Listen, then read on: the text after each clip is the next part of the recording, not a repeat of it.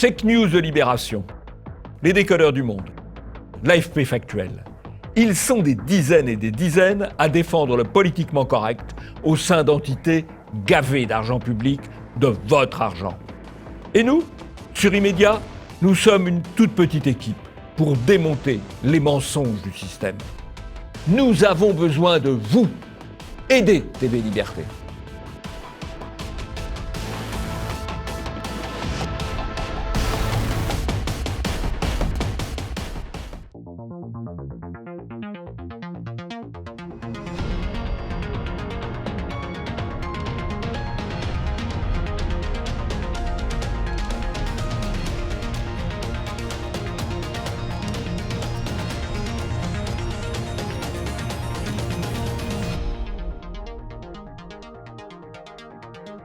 Bonjour à tous et bienvenue dans ce nouvel Immédiat. Bonjour Jean-Yves. Bonjour Nicolas. Et je vous rappelle que cette émission est disponible sur le site de TV Liberté, tvliberté.com, et aussi sur la chaîne YouTube de Jean-Yves Le Gallou, donc n'hésitez pas à vous abonner. Grèce, révolte populaire contre l'invasion. L'image de la semaine, c'est celle des affrontements entre migrants et Grecs. Et entre la réaction populaire sur l'île de Lesbos et les affrontements entre gardes-frontières et envahisseurs, il y a comme un air de bataille des Thermopyles aux frontières de l'Europe. Coronavirus, incompétence gouvernementale et indulgence médiatique.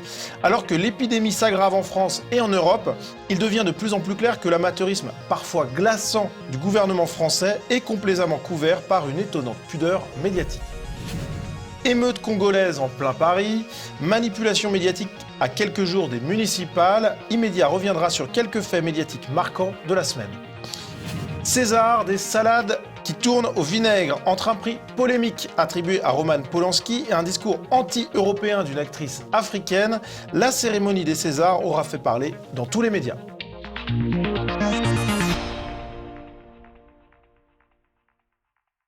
Alors pour commencer cette émission, c'est l'image de la semaine et Jean-Yves, cette image, c'est donc les affrontements incroyables entre citoyens grecs et migrants sur l'île de Lesbos.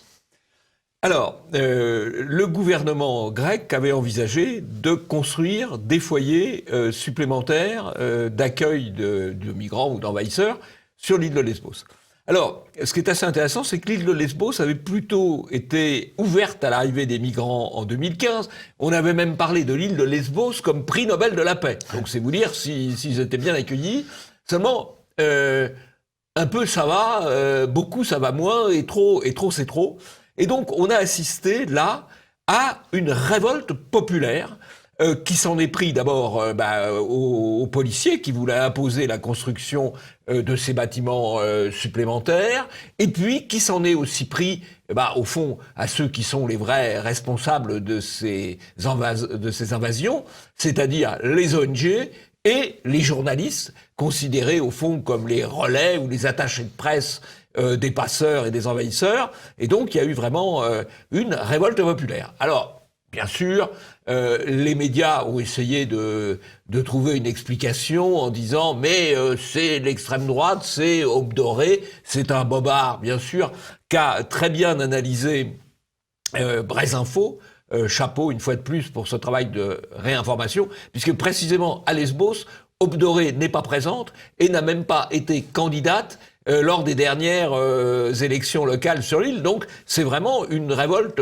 spontanée, c'est pas du tout une opération politique. Simplement, effectivement, les journaux ont trouvé, je crois, un ancien député de Syriza, donc d'extrême gauche, qui, voyant la population qu'il avait élue échapper à son opinion, a essayé de trouver une explication que, bien sûr, un certain nombre de médias ont repris sans vérifier. Alors, les affrontements entre Grecs et envahisseurs n'étaient pas circonscrits à l'île de Lesbos, hein, Jean-Yves, puisque la situation n'en est pas restée là, avec cette décision du sultan Erdogan de déverser une vague de migrants sur la frontière avec l'Europe, donc la frontière turque qui jouxte, enfin la frontière turque avec la Grèce. Et là, les affrontements ont aussi eu lieu. Et il y a eu un traitement médiatique très partial par rapport à cette attaque de frontières. On a On a par exemple Le Parisien, mais plusieurs médias ont produit des articles similaires, sur le sujet d'une embarcation de migrants qui se dirigeait vers la côte grecque et qui a été repoussée par les gardes-côtes, notamment par des tirs de sommation. Et Le Parisien qui titre « Des gardes-côtes tirent en pleine mer sur des migrants à la dérive ». Donc là, c'est un titrage... Titrage totalement partial. On n'a pas vu de titrage comparable quand la police de M. Macron envoyait des LBD qui éborgnaient les manifestants. Là, c'était pas des tirs de sommation, c'était des tirs réels. Voilà. Ah, donc là, bon, ceci étant, les gardes-côtes grecs font leur travail. Ils défendent leurs frontières. Voilà. Une frontière, ça se défend. Et aujourd'hui, la frontière de l'Europe, eh bien, elle est à Lesbos d'un côté et sur les rives de l'Evros, qui est le fleuve qui fait la séparation entre la Grèce et la Turquie, et la séparation terrestre cette fois. Et c'est certain qu'en tout cas, les titres à la fois du Parisien, de France Info et de bien d'autres médias sont effectivement complètement mensongers sur ce... Ces médias sont les porte-voix des envahisseurs. Et on a noté d'ailleurs que Le Parisien avait produit un article sur les derniers instants de Mohamed, migrant tué par l'armée grecque. Donc, un article... complètement qui était focalisé sur cette personne-là, et un tweetos qui lui répond Le Parisien, pouvez-vous s'il vous plaît nous retracer les derniers instants de Maria Ladenburger, violée et assassinée par un migrant qui avait réussi à passer la frontière grecque. Ça, c'est sûr qu'on n'a pas le même article dans l'autre sens. Hein. Ah non, on n'a pas le même article dans l'autre sens, sachant d'ailleurs que cette histoire de migrants tués par l'armée grecque, c'est des informations qui viennent, je crois, de la Turquie, donc bon. Oui, le gouvernement grec dément catégoriquement. Voilà, donc c'est pas forcément une vérité d'évangile. En tout cas, Jean-Yves, il y a eu d'autres scènes qui ont beaucoup circulé sur les réseaux sociaux en marge des affrontements. On va regarder tout de suite une première vidéo.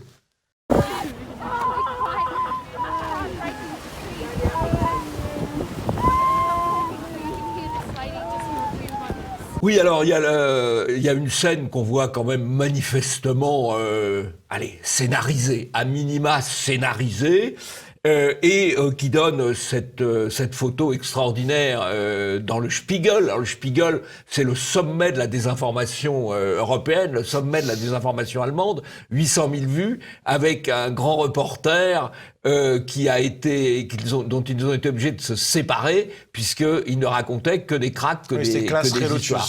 Classe Reilosius, voilà. Et donc là, on a une image qui est évidemment une image scénarisée. Alors ce qu'il faut comprendre, il y a eu toute une discussion avec Check News, les décodeurs de Libération, qui a dit mais c'est une image, c'est vrai, mais c'est la vraie réalité, la vraie vie. Alors il y a deux remarques. D'abord, le témoignage comme quoi c'est la réalité, la vraie vie, c'est le reporter qui le dit. Et on voit très bien, d'ailleurs, sur la photo, sur la vidéo, qu'il y a plein de reporters qui sont là pour... oui, ils sont chacun face à un migrant. Chacun face à un migrant. Et oui. Qu'est-ce qu'ils font ? Ils cherchent les scènes, les photos, les vidéos qui leur seront achetées. Ces gens-là, ils ont besoin de vendre leurs photos, ils ont besoin de vendre leurs vidéos. Donc, ils savent qu'ils vont vendre leurs vidéos, vendre leurs photos, si ça va dans le sens immigrationniste des médias. Donc, ils produisent les images qu'on leur commande. Parce que des images, on pourrait en prendre des milliers. Ils en prennent d'ailleurs beaucoup. Mais quelles sont celles qui sont vendues ? C'est celles qui sont achetées par les journaux. Et celles qui sont achetées par les journaux et par les médias, c'est celles qui servent leur propagande. Et justement, il y a une autre scène étonnante, celle de ces enfants bizarrement traités par leurs parents.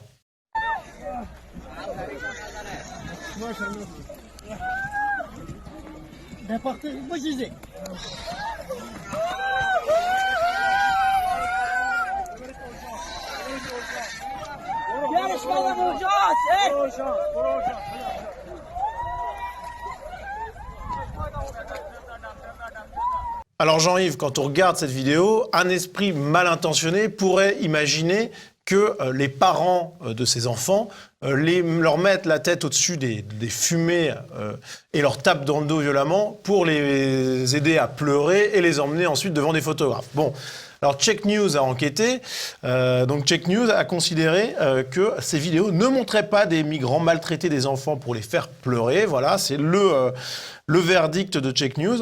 Et pour cela, il s'appuie en fait sur, de la même manière que pour la vidéo précédente en fait, sur un témoignage, celui de la journaliste qui était présente sur place et qui a déclaré « Les soldats grecs ont envoyé des bombes lacrymogènes, les enfants toussaient constamment et leurs yeux les brûlaient. Pour faciliter la respiration de l'enfant, les parents l'ont donc retourné et l'ont frappé dans le dos. Ils ont également tenu son visage au-dessus de la fumée pour réduire la sensation de brûlure dans les yeux. » Alors, c'est un témoignage qui est un peu étonnant parce que mettre la tête d'un enfant dans le feu pour améliorer la situation des yeux, oui, ça mériterait d'être vérifié expérimentalement. Ouais. En tout cas, mettons que ça soit le cas. Pourquoi pas ? Après tout, voilà, on va pas faire de procès d'intention à la journaliste, même si on pourrait remettre en doute son témoignage. Elle a des clients, cette journaliste. Mais même si cette explication un petit peu étonnante était vraie, il n'en reste pas moins que Check News décide de donner un avis définitif sur la base d'un seul témoignage, celui d'une personne qui était sur place et qui n'est évidemment pas anti-migrant. Donc du coup, on a un témoignage partial et ça suffit à Check News pour dire que... L'autre aspect de Check News, c'est la question de savoir qu'est-ce qu'il choisit de vérifier. Car il choisit de vérifier ce qui ne va pas dans le sens de la ligne éditoriale générale de Libération. Il ne choisit pas de vérifier le reste. Alors et là, il y a aussi beaucoup de matière. Et c'est vrai, de plus en plus ces derniers temps, on a l'impression qu'il y a une inflexion un peu de la ligne qui était plutôt équilibrée, ou en tout cas pas trop déséquilibrée, mais là, dernièrement, on est dans de la propagande pure, et Check News rejoint un petit peu les décodeurs sur une ligne idéologique très claire. Il devrait se surveiller, parce que bon, voilà, il faut qu'ils gardent, s'ils veulent avoir un peu de chance d'être efficaces, il faut qu'ils gardent un minimum de crédibilité. Ouais, c'est pas gagné, Jean-Yves. C'est pas gagné. Alors passons au premier sujet, coronavirus, incompétence gouvernementale et indulgence médiatique.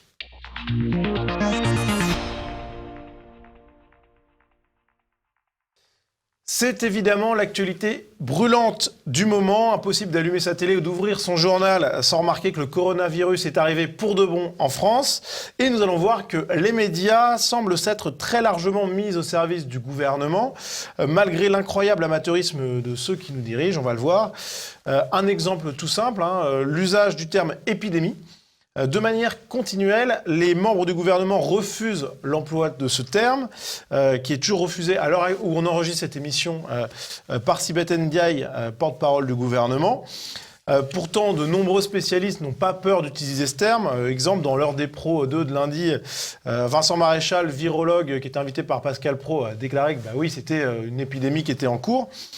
Et donc, malgré ces avis d'experts, eh bien, de nombreux journalistes préfèrent toujours éviter l'emploi du mot « épidémie » sur la ligne donc, du gouvernement. Et Jean-Yves, on peut se poser des questions, du coup. Oui, de toute façon, d'ailleurs, la question qui se pose, c'est quand est-ce qu'on utilise le terme ? Parce que même le gouvernement français, qui dit c'est pas une épidémie, dit quand même, admet que ça va le devenir. Oui. Voilà, donc c'est au fond une question de tempo. Mais les journalistes, eux, ils suivent la ligne du gouvernement. Mais les journalistes, ils suivent la ligne du gouvernement. Ils sont payés pour ça. Donc, pas tous, heureusement, mais la majorité. Voilà. Et alors, le gouvernement allemand, lui, pourtant, qui a moins de cas de coronavirus qu'en France, le gouvernement allemand estime que c'est une épidémie et même une pandémie mondiale, ce qui est quand même assez justifié dans la mesure où il y a déjà une quarantaine de pays qui sont touchés. Enfin, une quarantaine de pays pour lesquels on a des remontées comme quoi la maladie est arrivée. Effectivement. Donc le gouvernement allemand est un petit peu plus dans le vrai peut-être que le gouvernement français, et les médias feraient peut-être bien de s'en inspirer. Alors globalement, eh bien, les médias ont décidé de faire silence, ou en tout cas de minorer complètement l'amateurisme gouvernemental. D'abord sur cette impréparation du gouvernement. Mardi, Emmanuel Macron a voulu rassurer les Français, complaisamment relayé par les médias, ici par RTL. Nous sommes prêts, a affirmé le chef d'État. Et le même jour, il publiait un tweet, un peu sur un ton martial. Nous réquisitionnons tous les stocks et la production de masques de protection. Nous les distribuerons aux professionnels de santé et aux Français atteints par le coronavirus. Et toujours le même jour, Agnès Buzyn n'a pas manqué de s'envoyer des fleurs sur France 2. J'ai préparé en tant que ministre, évidemment, l'arrivée de ce virus bien avant qu'il n'arrive en France, en réalité, puisque nous avons, dès que l'épidémie a augmenté en Chine, nous avons travaillé à avoir des stocks de masques, faire des commandes, vérifier que les services de réanimation avaient le nombre de machines suffisant. Tout cela a été préparé en amont. Là, c'est intéressant la comparaison, puisqu'il y a une vidéo de Buzyn qui nous explique on a tout préparé, tout il n'y a pas de souci. Bon.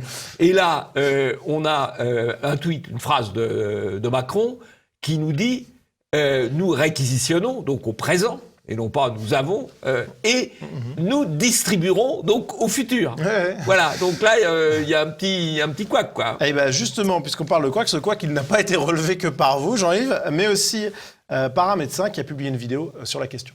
Je vous rappelle que le ministre, dès sa prise de fonction, nous avait promis qu'il ne libérerait le stock stratégique qu'avait la France. Or, au fur et à mesure du temps, on a compris qu'il n'y avait pas de stock stratégique. Le 19 février, le ministre de l'époque a décidé d'envoyer 17 tonnes de matériel en Chine. Et dans ce matériel, il y avait donc des masques FFP2. Le 19 février, c'est la date à laquelle on a découvert le premier cas patient en Italie. Je vous laisse imaginer la colère qu'on peut avoir. Oui, alors ce qui est important, là on voit un médecin généraliste. Et c'est la première ligne, en quelque sorte, de défense du système de santé. Surtout si on ne veut pas encombrer les urgences des hôpitaux. Et les médecins généralistes, ils sont particulièrement exposés, puisqu'effectivement, ils vont voir beaucoup de gens. Bon, leur métier, c'est de voir des malades, forcément. Et eux-mêmes sont quand même, beaucoup de médecins généralistes, ont plus de 50 ans, voire plus de 60 ans, donc sont potentiellement plus exposés, puisque c'est un virus dont la gravité ou la létalité est de plus en plus élevée selon l'âge. Bon, ce qui est assez normal, c'est le cas aussi de la grippe, c'est le cas de beaucoup de maladies de ce type. Donc, et là, le gouvernement, qu'est-ce qu'il a fait ? Macron, là, il nous prend une position guerrière, martiale, en disant « nous réquisitionnons, nous distribuerons ». Et 15 jours avant, il faisait un autre coup de com' en disant « on envoie nos stocks stratégiques en Chine ». Alors même qu'on savait quand même que la probabilité que l'épidémie arrive en France était élevée, puisqu'il disait d'ailleurs on s'y prépare. Donc on est vraiment dans une contradiction, mais ça fait rien. Et c'est là la logique des médias. Dans un cas, c'est l'instant. Dans un cas, Macron, le grand Macron, aide la Chine en envoyant nos stocks stratégiques. Et 15 jours après, toujours le grand Macron, il réquisitionne, il va distribuer ce qui aurait déjà dû être à la fois dans les pharmacies et chez les généralistes depuis 15 jours. Alors, il y a eu pas mal d'autres cas d'amateurisme gouvernementaux quand même, Jean-Yves. Et là, pareil, silence des médias. Je pense aux fameuses affichettes aux aéroports au lieu de contrôle. On a vu des images de la Russie récemment qui avait mis en place, qui avait fait des contrôles où on voyait des gens qui faisaient des contrôles et surtout qui étaient en combinaison complète, etc. Nous, en France, c'est pas du tout ça. On a des affichettes. Le retour des gens des zones à risque qui n'étaient absolument pas contrôlés. Enfin, il y a eu pas mal de choses comme ça. Et silence des médias à chaque fois sur ces... On peut appeler ça comment, une incompétence, un amateurisme, je ne sais pas quel est le bon terme. Il y a deux choses. À la fois, ils utilisent le coronavirus pour faire un peu de sensationnalisme quand même. Ça évoque les grandes peurs, les médias, oui. Et en même temps, voilà, c'est très macronien, on ne critique absolument pas les mesures gouvernementales. Alors, il ne faut pas critiquer par principe les mesures gouvernementales, mais quand on voit des faiblesses ou des contradictions, on doit le dire. D'ailleurs, lors de précédentes crises sanitaires, je pense par exemple à la canicule, là, le gouvernement avait été fortement mis en cause. Là, il n'y a rien du tout. Voilà. Et pour des fautes qui étaient sans doute moindres que celles qu'il y a aujourd'hui. Alors, on va s'intéresser à un autre sujet, mais qui est tout à fait lié à ce dont on parle. C'est la recherche du patient zéro dans l'Oise. Le foyer de l'Oise est-il né d'une incroyable légèreté gouvernementale suite au rapatriement des Français de Wuhan sur la base aérienne militaire de Creil? C'est la question qu'on peut se poser. Pourquoi? Parce que le premier cas de coronavirus trouvé dans la région de l'Oise, c'est tout simplement un employé civil de la base militaire de Creil. Et la base militaire de Creil, c'est celle qui avait accueilli les Français rapatriés. Donc la question s'est rapidement posée de savoir si c'était ce rapatriement qui avait causé la naissance du foyer. Et alors, France 3, mais d'autres médias se sont fait les échos de la même manière, déclare que selon le ministre de la Santé, le virus n'est pas entré en France avec les militaires ayant participé au rapatriement. Ce n'est pas là qu'il faut chercher le patient zéro. Donc là, Jean-Yves, c'est circulé, il n'y a rien à voir. C'est assez spécifique. C'est paradoxal comme information, puisque les premières personnes concernées sont précisément des militaires de la base de Creil. Alors, c'est paradoxal et ça a éveillé l'attention quand même de quelques journalistes. On a par exemple Le Parisien qui a mis en doute les éléments en déclarant que les militaires ayant participé au rapatriement n'ont eu ni test biologique ni confinement au retour de Chine.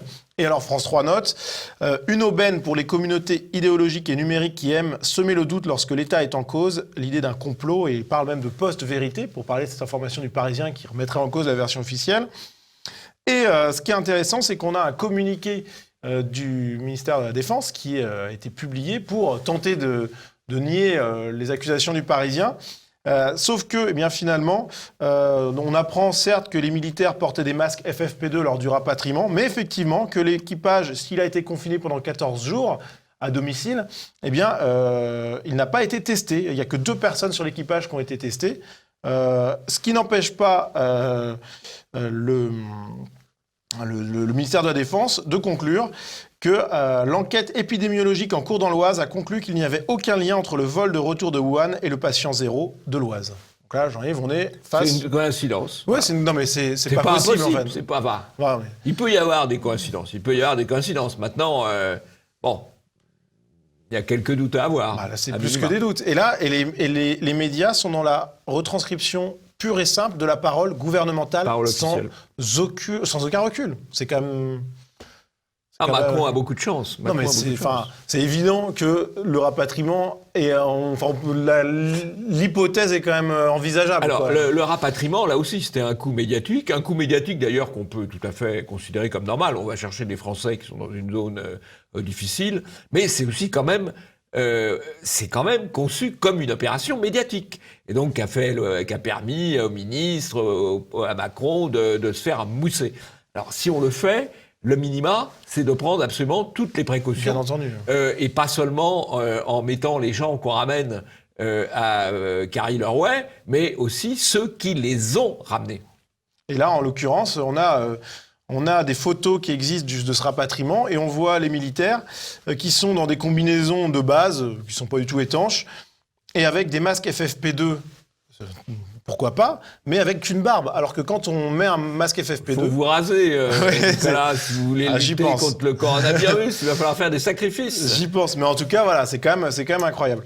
Et alors, pour finir sur ce sujet, Jean-Yves, sur ce sujet du coronavirus, un petit bobard pour la route du Monde, des décodeurs du Monde, qui publiait un article intitulé coronavirus, un virus peu contagieux et dont la létalité est plutôt faible. Et on voyait donc un tableau avec l'axe horizontal qui représentait la contagiosité, l'axe vertical, le taux de létalité. Et on a l'impression, avec le grand rectangle strié de rouge qui représenterait la zone dans laquelle se trouverait le coronavirus. Et sauf que, il y a eu une manipulation dans ce graphique, puisque le taux de létalité envisagé par les décodeurs du Monde était compris entre 0 et 3%, ce qui est complètement délirant, puisque le taux ne peut pas être de 0, et selon l'OMS, il est plutôt compris entre 2 et 5%, ce qu'ils mettraient sur leur graphique à peu près au niveau de la grippe espagnole de 1918. Et du coup, le titre, un virus peu contagieux et dont la létalité est plutôt faible, devient complètement absurde. Et d'ailleurs, le titre a été modifié. Le dernier titre en date était « Quelles sont la contagiosité et la létalité du virus ?» Donc les décodeurs. Voilà, alors la contagiosité, apparemment, c'est du niveau d'une grippe, ce qui est quand même pas loin d'être négligeable. Et par contre, la létalité est plus élevée, entre 2 et 5%. Les chiffres qu'on voit actuellement dans le monde C'est tournent plutôt autour de 2 et 3. Oui, 2 et 3, sans doute. Voilà, ce qui est quand même évidemment important. Ça renvoie à la grippe espagnole qui a fait beaucoup de morts en Europe, beaucoup de morts en France. Évidemment, les choses ne sont pas totalement comparables. Oui, on est beaucoup mieux préparé. La grippe espagnole touchait une population qui sortait de 4 ans de guerre, ou qui n'était pas sortie de 4 ans de guerre, donc qui était quand même affaiblie. Et d'autre part, les moyens de lutte contre ce type d'épidémie, de lutte notamment par les médicaments, par les traitements, n'étaient pas non plus les mêmes. Mais en toute hypothèse, on ne peut pas dire qu'une létalité à 2 à 3% soit une létalité faible. C'est plutôt une létalité, faible, comme le disait Descola. Ouais, voilà, c'est plutôt faible. Non, c'est une létalité importante. Si c'était une létalité à 0,1%, ce serait une grippe, voilà. Ouais. Mais en tout cas, les décodeurs, c'est vraiment, là, c'est de la mauvaise foi absolue, puisque ils le savaient, quand ils mettent de 0 à 3% leur graphique, ils savent que c'est une manipulation totale. Passons à la revue de presse.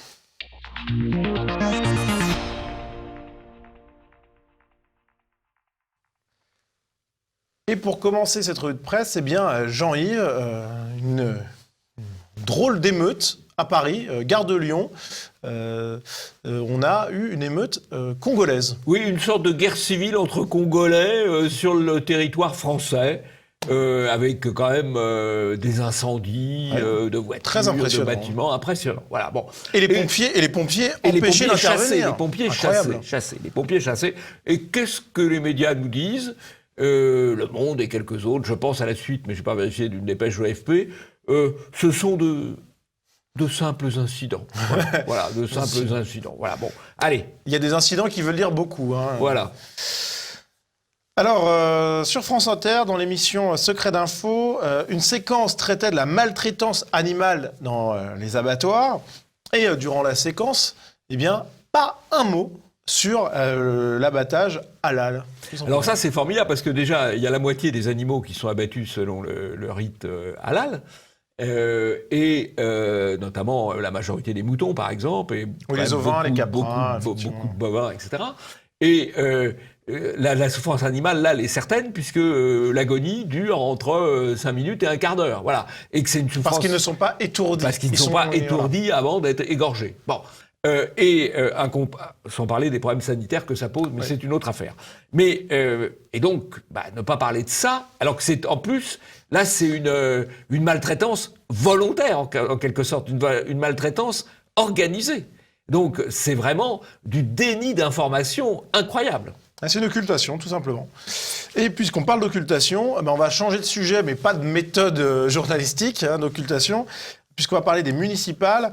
Et eh bien, à Lyon, France 3, Rhône-Alpes avait organisé un débat télévisé avec les principaux candidats, sauf que, eh bien, une candidate a été désinvitée, celle du Rassemblement national. Oui, alors, il y a un débat sur France 3, donc quand même la grande chaîne régionale de Rhône-Alpes, sur les élections à Lyon.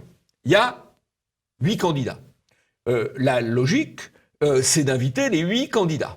Pour une raison XY, ils décident finalement de n'en inviter que 6.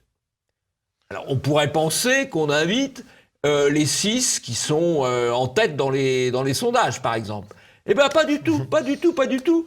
On invite le plus mal placé, mais on élimine la candidate du Rassemblement national, qui est classée, on va dire, en milieu de parcours. Donc on est dans l'arbitraire le plus total.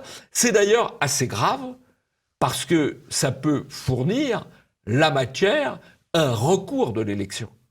Parce que supposer qu'il y a un candidat qui tombe en dessous de la barre des 10% dans un arrondissement à quelques voix près, et donc ne puisse pas se maintenir au second tour, c'est le résultat du second tour qui est changé, et ça peut être l'élection du maire de Lyon qui est changée.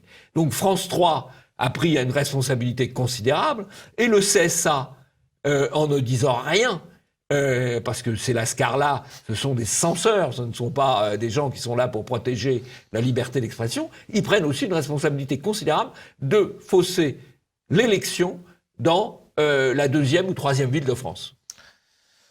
Alors, la première ville de France, elle aussi, est en campagne municipale. Et Jean-Yves, on a ce tweet de l'Obs, Hidalgo, Buzyn, Dati, la guerre des trois pour Paris, avec une illustration un petit peu spécieuse. Alors, il y a une double... c'est doublement spécieux. Il n'y a pas 3 candidats à Paris, il y a 7 candidats. 7 candidats. Il n'y a pas 3 candidats, il y a 7 candidats, puisqu'il y a aussi un candidat vert, il y a un candidat LFI, il y a le candidat du Rassemblement national, Serge Federbusch, donc il n'y a pas... et il y a Villani aussi. Oui. Il y a Villani. Donc il y a 7 candidats, il n'y a pas 3 candidats. Petit 1. Mais effectivement, tous les médias focalisent Paris sur les 3 candidates. Et évidemment, en les focalisant sur les 3 candidates, ils leur permettent de faire la course en tête, puisque les électeurs, ils veulent choisir le gagnant. Ils veulent voter utile. Et donc, ils vont voter pour quelqu'un de bien placé. Et quelqu'un est bien placé parce que les médias le présentent comme bien placé ou comme les seuls candidats. Alors, accessoirement, on voit Hidalgo qui fait la tête, Dati qui fait la tête, et puis Buzyn toute souriante. Bon, le Nouvel Obs a choisi sa... Ouais, la photo est coupée, en plus, c'est la seule qui apparaît. Oui, voilà, il a choisi son candidat. Alors, il faut reconnaître une chose, tout de même. Il y a eu un petit coup de chapeau à LCI, qui a organisé un long débat à Pujadas. Un coup de chapeau à Pujadas, là, on va loin, là. Un coup de chapeau à Pujadas, parce que le débat qui a eu lieu sur LCI était long, assez sérieux. Et ils ont invité tous les candidats, pas comme François Ronald. Ils ont invité tous les candidats. Bon, on a vu que Hidalgo tenait assez bien la route, que Buzyn est très insuffisante, Dati, dès que c'est un peu technique, elle perd les pédales, et Federbusch a été très, très solide. Bon, et c'est pas ça qui fera l'élection. Alors pour finir cette revue de presse, Jean-Yves, on va s'intéresser aux médias, le Média TV, qui a lancé un appel sur Facebook, sur ses réseaux, à la lutte contre la censure sur YouTube notamment. Et qui a appelé les défenseurs de la liberté d'expression à les soutenir. Et ben voilà, nous sommes des défenseurs de la liberté d'expression, donc nous soutenons le Média TV, même si il ne nous soutiendra peut-être pas, et puis c'est pas forcément notre tasse de thé, mais il a parfaitement le droit de vivre, de s'exprimer, et même de se développer sans subir la censure, non aux censeurs. Passons au deuxième sujet, César, des salades qui tournent au vinaigre.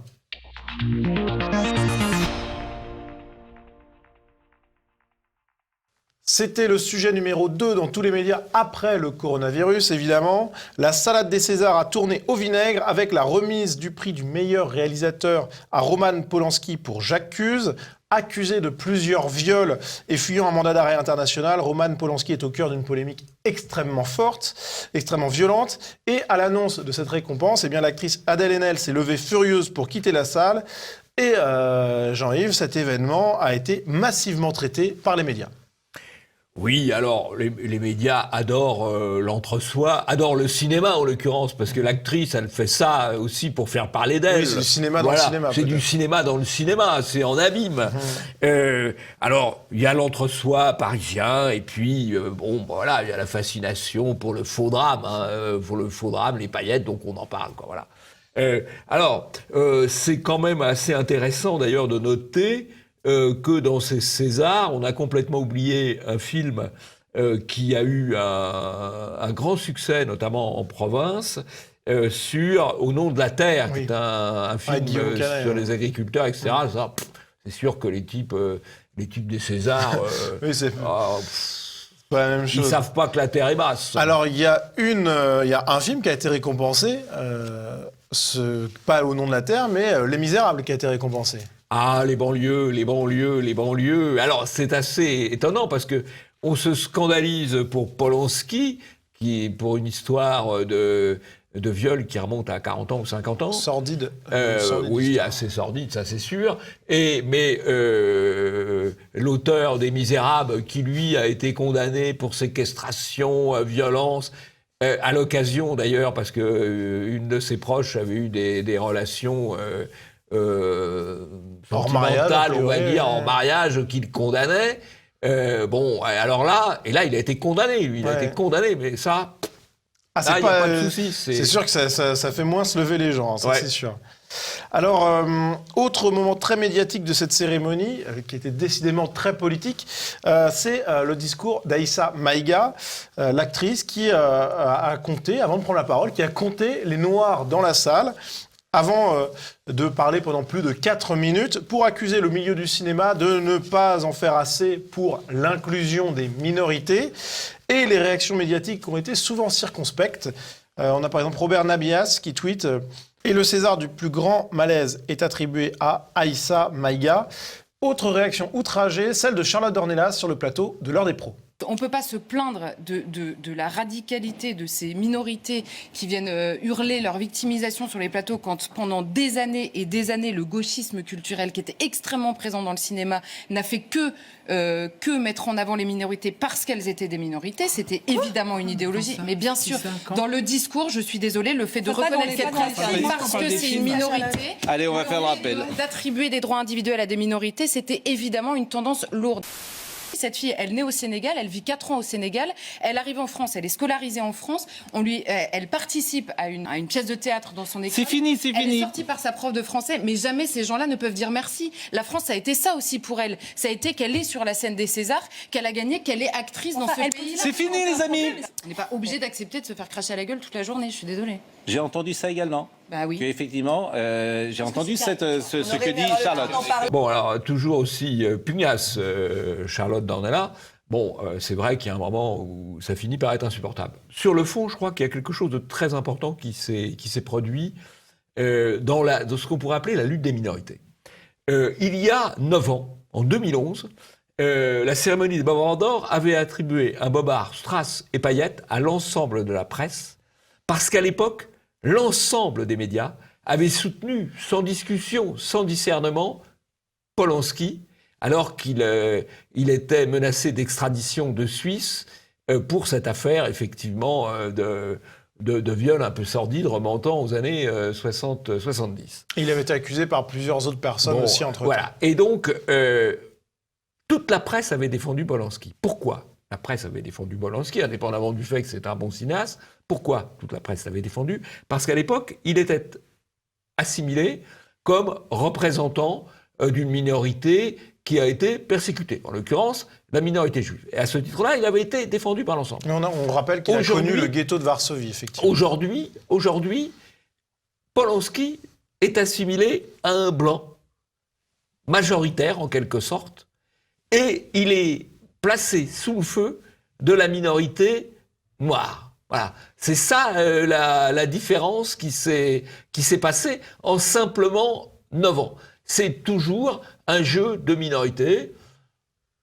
Il y a peut-être un moment où la majorité finira par se réveiller et par en avoir assez de tous ces comptages et de toutes ces partialités. Pour le moment, on n'en est pas encore là, mais c'est assez intéressant de voir que la meute, en quelque sorte, a changé de camp. La meute qui défendait Polanski le charge aujourd'hui. Ouais, l'attitude médiatique, la différence d'attitude médiatique, effectivement, elle est frappante. Tout à fait frappante, oui, absolument. Eh bien, c'est la fin de cette émission. Merci à vous de l'avoir suivi. Et Jean-Yves, à la semaine prochaine. À la semaine prochaine.